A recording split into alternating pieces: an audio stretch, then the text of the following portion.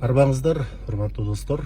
Facebook айдыңында ушундай бир эстафета жүрүп атыр. Эң жакшы саамалык Ырысбай досумдан дагы мага келген экен. Байдылды атабыздын ырларынан окуп берүү.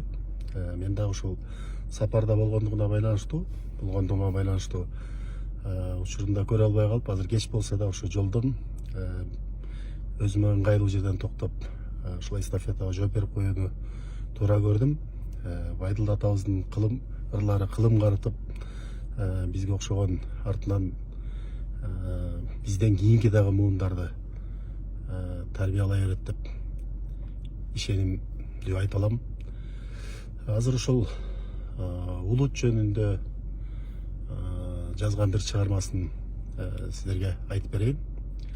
Улутчул дешет билбеген, улутун кимдер сүйбөгөн, кызыл эткезден торолтуп кыялым көккө күйлөгөн, кыргыз деп келгем дүйнөгө, кыргыз деп өтөм дүйнөдөн. Толкундап бийик үн менен топтошуп алып сүйлөгөн, 90 000 тоскоол болсо да топончо көрбөй үйлөгөн. Достук деп келгем дүйнөгө, достук деп өтөм дүйнөдөн. Ушул керемет чыгарманы чоң толкундануу менен, кубануу менен ар бир кыргыз окуса керек. Мен да ошол окуган кыргыздардын катарындамын.